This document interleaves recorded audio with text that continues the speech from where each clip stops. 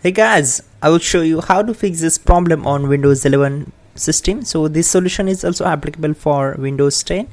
You have to just follow my screen and don't miss any steps. Okay, so in the first step we will update the drivers. So you have to just right click on the star icon and select the device manager, and once we are here we need to expand the network adapters, and for the particular device you have to right click on it, select properties, then go to the drivers tabs and select the update drivers.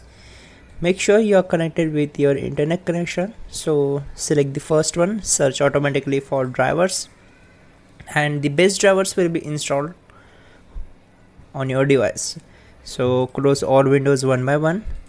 Now again go to search bar and type your task manager,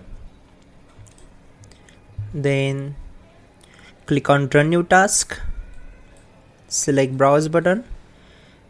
Now go to this PC, open C drive, then open Windows folder. Now open system32 folder, and here find out cmd.exe file. So here it is. You have to keep scrolling down until you find this file, so select it and click on open. Now check this box and click on OK. On this window we have to execute the two commands, so type all these commands carefully and hit enter to execute them. Type in net sh space winsock reset and hit enter. Then type in netsh space intip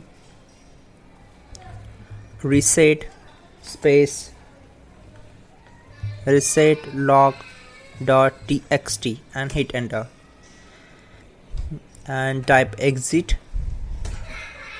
Then you have to just go to the services, so go to search bar and type here services and click here to open it.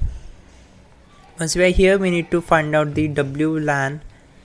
You have to just keep scrolling down and find out the WLAN auto config. Right click on it, select properties, and make sure you have to set startup type as automatic. Then click on apply and then OK and start the service. Now close this window and restart the system.